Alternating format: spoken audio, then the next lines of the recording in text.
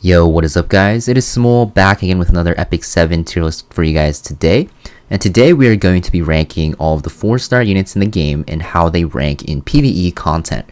So yes, there's no PvP being taken into consideration at all, no Guild Wars Arena or World Arena / RTA. This tier list is going to be purely for PvE. I'll be releasing another tier list for PvP in the near future for 4 stars, as it is the middle of summer and we actually need to update a lot of these tier lists that I've released in the past. That being said, if you guys aren't already subscribed to the channel and want to see more of these tier lists, consider subscribing to the channel because I do plan to release a lot more tier lists in the near future for the summer season for both PvE and PvP like I said. So yes, this tier list I actually made with a friend of mine. He's pretty late game as well. He's pretty smart about the game and we kind of collaborated and talked about the units that we're about to talk about. So this is not only my opinion. I actually, got the opinion of another person. So if you guys disagree or, have any qualms with the tier list or actually use a unit that I might not have ranked here, then make sure you let me know in the comments down below what units you think should be higher or lower based on your personal experiences, because I'm always open to, other people's opinions. That being said, let's talk about, what units are very, very good. So we're going to start at the SS tier. Now these are going to be in order from left to right and what I think is strongest to weakest in that tier. At the top of SS tier, guys, we have none other than Angelica. Now you guys all have Angelica. She's very powerful. Some of you guys might think, well, why is she so highly rated? Isn't she easily replaced later on by Armin? Yes, that is true, but comparatively to, other 4-star units, and until you actually get Armin, I personally think that Angelica is the best PvE unit in the game. Early game, she is your best tank that you can access, and even late game, until you get Armin, she will still be the best tank. Her raw healing potential is insane. She has cleansing now with her exclusive equipment. She's extremely tanky, and she just does a lot for your team. She has immunity buff as well, which is very, very useful in a lot of bosses that actually debuff you. You can actually time the immunity to actually prevent the debuffs from going on, or if you're a turn late, you can even cleanse those debuffs now as well. So very, very powerful in PvE. I think she's the best healer until you get, Armin and also Angelic Montmorency unlocked. And even if you do get Angelic Montmorency, guys, you usually will pair them together until you actually get Armin to replace her. So for that reason, I think she's at the top of the SS tier. Next, following Angelica, we have Mercedes. So I personally think Mercedes, especially after you unlock her full potential by beating episode 3 and doing the side quest, she is extremely, extremely powerful as a damage dealer.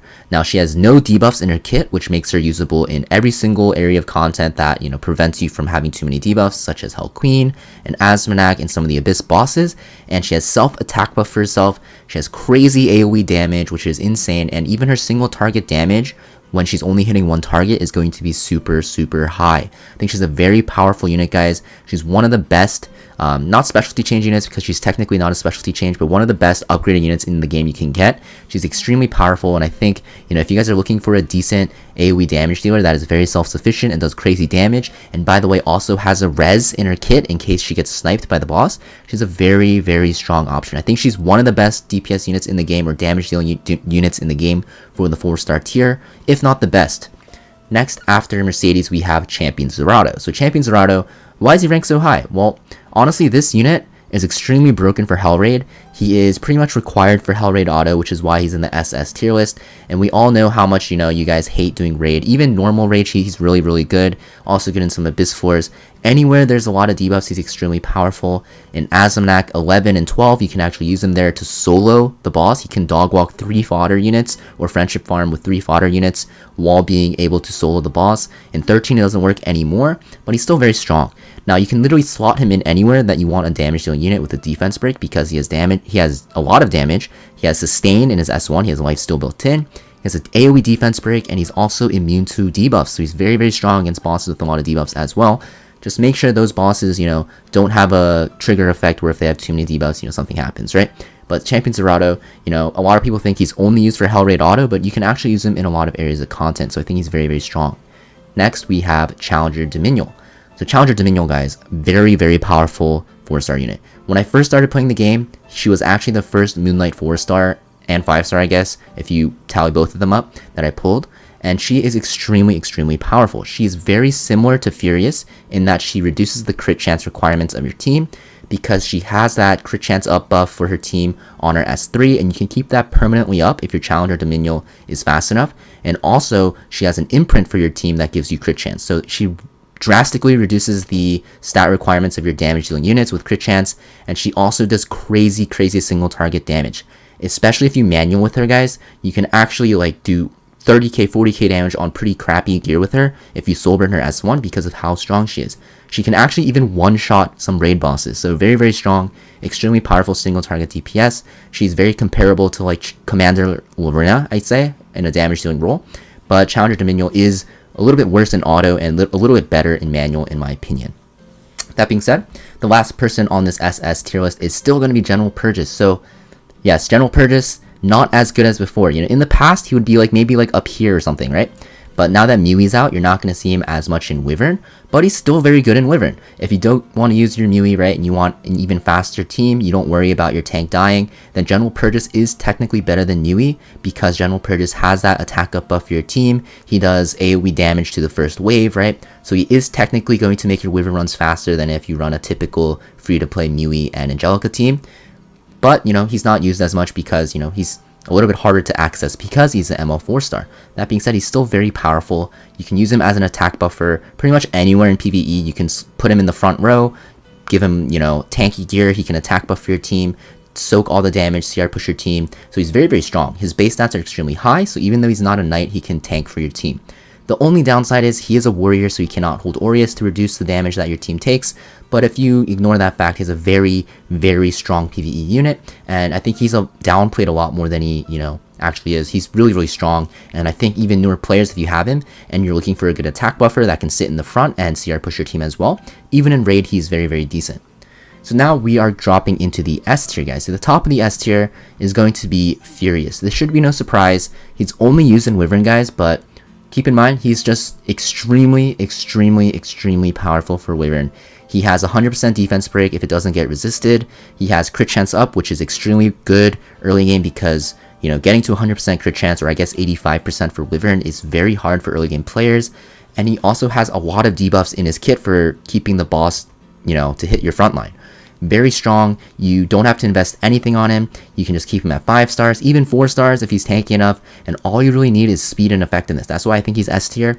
He makes getting into Wyvern the most important area of content to farm really easy. I think, you know, him and Mewie are going to be the best free-to-play units in the game for the early game, and, you know, some people might argue Furious is even more important than Mewie, which, you know, I kind of think as well. So I think Furious is a very powerful unit, guys. You guys should definitely use him for your Wyvern team if you guys have him available and you're newer to the game. If not, then what are you guys doing? Definitely use him. He's so good. He's super strong. Next, we have Blaze Dingo. So Blaze Dingo, a lot of people sleep on him. He's an ML 4-star unit, so not a lot of people have him. But he's a very powerful unit. He has attack buff. You know, he has a lot of healing for his team. He is a Soul Weaver, but he does crazy damage. You can use him as a damage dealing unit in basically any area of content. You can use him in, I see him in like Hell Raid, Azmonak, and Abyss, just basically anywhere, and he's really good. The only thing is he's not like specialized in an area of content, so, you know, if you use like Blaze Dingo and Azmonak, is he good? Yes, he's very good, but there's going to be, you know, better options that are available to you later on. But as a general purpose unit, he's a very strong jack of all trades. He does damage, he has healing, you know, he can even cleanse if you really want him to, he has attack buff, he's just very strong, and for that reason I have him in the S tier. Very strong jack of all trades. Next we have Cidd. So Cidd, very powerful in PvP because of his speed tier, but he's also really strong in PvE, and not a lot of people know this.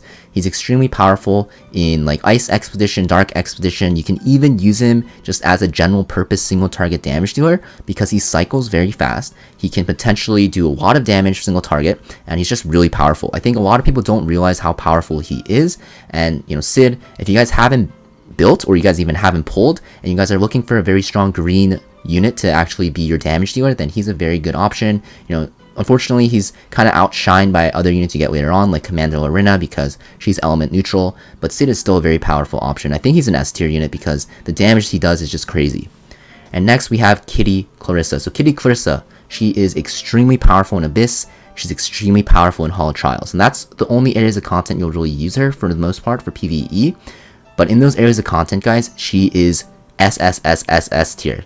She's so good in Abyss for the harder floors. You run her in a certain team comp that abuses dual attacks with Terranor Guard, and she's extremely, extremely good. And for Hall of Trials, she will make it so you can do your Dagger Sakar challenges later on to get your extra rewards, and she will just make you score high in Hall of Trials if you build a team around her. Very powerful, guys. Dual attacks are just really broken in Abyss and Hall of Trials. That is why she's at the bottom of S tier. So that's the S tier units, guys. Now let's get into the A tier units. These units are considerably weaker. They're more specialized in the S and SSS, but they're still very good. Top of the list, we have Rose. So Rose, very strong unit, very good general purpose tank. A lot of people only use her in like Fire Expedition or Wyvern, but she can be used everywhere. One, because she is very tanky. She has a built-in defense buff, she has a shield for herself, and she can also hold Aureus. But the best part is, guys, she has an attack buff for your team. She has an AoE attack buff that will CR push your team as well, making her not only unkillable in PvE, but also have support for your team by actually allowing them to move more and actually giving them more damage. So very, very strong. I think she's highly underrated. Next, we have Great Chief Khawana. So this unit's more specialized, guys, but she's still extremely powerful at what she does. If you are a newer player, right, and you guys are seeing all these, mid-game, late-game players running around with their penetration sets or injury sets in PvP, and you're like, hey, I want to farm that too. And you have an ML Khawana, which she is your go-to build unit for Achates. Achates is the hunt where you farm that pen set or that injury set, and she is not the best unit for Achates, but she definitely is the easiest to build for Achates because her kit is just built for Achates. So for that reason, I put her in the A tier because of her accessibility and because of how easy she can make Achates for you guys, even though her runs will take a little bit longer. Next, we have Schuri. So Schuri, there's actually a YouTuber that loves using Schuri all the time in Abyss, and for that reason, I have him in the A tier. He's actually also good in Raid as well, and a lot of people don't know that, but his AoE damage potential and his CR manipulation is extremely powerful. If you guys want to, see him in action, just search up in YouTube Schuri Abyss and you'll see him. He looks insanely strong. I've never tried him out, but after seeing him in use, I can't put him anywhere below A tier. He looks so fun to use, and he looks extremely powerful if you have him on the right gear set. Next, we have Clarissa. So Clarissa, very powerful Wyvern unit, right? More replaceable than Furious or Mui are, so that's why Furious is a little bit higher. But she's also in the A tier list because she will be your wave 1 one-shotter for the one-shot hunts later on, but you can still use her in the normal team. And the reason why you want to use her over Seaside Bologna is because Seaside Bologna has some uses in PvP, so you want to switch her off your Wyvern team later on and use Clarissa instead. So that's why she's in the A tier. She's used in one shot, like I said, and then you can also use her in that general Wyvern team. She's very, very strong with her debuffs and her defense break and her AoE damage for the first wave. Next, we have Crimson Armin. So honestly, I didn't really have a big reason, or we didn't really have a big reason for why she belongs in the A tier. But it's mostly because she's just a knight, and she has a lot of mitigation for your team with her passive. She has invincibility to cheese some bosses later on in Abyss, and she's just really tanky and can hold Aureus. Usually knights in this game will never be bad because of the fact that they just soak damage for you, and they always have something in their kit to help their team. For Crimson Armin, it's going to be more damage mitigation and also invincibility. How can I say that's bad, right? It's definitely above average no matter what, even in PvE. Even though she's mostly used in PvP, guys, you can just slot her in for just any area content, honestly, and she won't do bad. She'll always do good. Now we're dropping into the B tier, guys. This is where you're gonna see, very specialized units, units that are only used in one area of content, or just generally just so-so average units. Starting off the list at the top of B tier, we have Achates. So I think Achates, she is a soul weaver, right? So she can't be bad either. She has a lot of healing and cleansing, but it's just really bad compared to Angelica's because Angelica has that immunity built in. Her cleansing is better now. Angelica actually heals more. And yeah, Achates is just not usable in Wyvern like Angelica is, which is a huge hit to her viability because, yeah, why use Achates over Angelic Montmorency or Angelica? So Achates, even though you can use her, there's no point in using her because you're not going to ever run a team with 3 Soul Weavers in PvE, right? You just have Angelica in a Momo, and you're good to go. So Achates is in the B tier, but you can actually use her if you want, but I personally don't recommend it. And next after Achates, guys, we have Alots and Lots. I'm going to pair them together because they're pretty much used in the same areas of content. They can be used in Abyss to actually CR manipulate some bosses. There's specific team comps for that, but that's not really the biggest area content they're used in. They're going to be mostly used in Ice Expedition because of their CR push. Most of the time you can even use both of them together, but you're going to see AWATs a little bit more than green lots, so for that reason I have AWATs slightly above, but you know, they're both very comparable, not recommended in PvE. Expeditions now, you can even do open recruitment, so you can honestly low-key just get carried. You don't have to actually do that well once you beat that 350k threshold one time, and after that, you know, you don't really have to worry about it too much. So yeah, open recruitment's like pretty nice for the game because you just get carried now in expeditions, so the value of strong expedition units are going to drop a little bit. Next we have ML Rin. So I have her in B tier because she's only used for one area of content that I know of, but she's so good. She makes that area of content so easy, and that is Hell Queen. And that is because she can actually steal buffs for your team. She can steal that greater attack buff and greater defense buff, so she's very good. You can cheese Hell Queen really easily with her. When I first started playing the game and I struggled with Hell Queen, I actually used ML Rin at level 50, and she was a lifesaver. She made the boss extremely easy. Of course, you have to manual the boss, but that doesn't matter if you're new because you're just trying to beat the damn thing, right? So, very good for Hell Queen. Next, we have Fighter Maya, also very specialized. She's used in the Hall of Trials boss. I forget which one it is. The one that makes Knights stronger. She is very strong there. She's one of the best units, if not the best unit for that Hall of Trial as a damage dealer. And yeah, that's pretty much it. And that's why she's in the B tier. Crozet, like I said, is a knight. Knights can never be bad, but yeah, he's just not as good as the other 4-star knights. He's just honestly, he's not that great. But he can be used in Wyvern, and some people do use him in Wyvern. And the reason why he's even on the B tier and not in the Yikers tier is because with Crozet, you can actually run a 3-man Wyvern 13 team, but there's no real need for that anymore because, you know, of the Penguin mileage system, unless you want to like friendship farm in Wyvern, which is cool, but your runs will be slower, so keep that in mind. Yeah, now we have the C tier guys. So these units, honestly, yeah, they're the same thing as the B tier units. They're like really niche and good in one area of content. But you know, besides that, you know, they're pretty bad. A guy ML Aether guys, I have him here as a meme kind of, but he's like not bad. He has some like healing, he has decent damage, and he has attack buff. So like attack buffs are always good, right? So I have him in the C tier. Yeah, I can't really give better reasoning than that. I feel kind of bad for the poor guy, so yeah, he's also pretty waifu, right? Just kidding. But anyways, after that we have the 2 Silks. Similar to AWATs and Lots, we have them paired together, but these units are only for Abyss, not used in Expedition, so they are a tier lower. And then Cirilla, honestly, I've seen her used once in Hall of Trials, but she looked really broken in that one YouTube video I watched. But besides that, you know, I'm not too sure, but I couldn't put her in the Yikers tier because I did see her use in Hall of Trials and score very highly. So yeah, that's pretty much it for this 4-star PvE tier list, guys.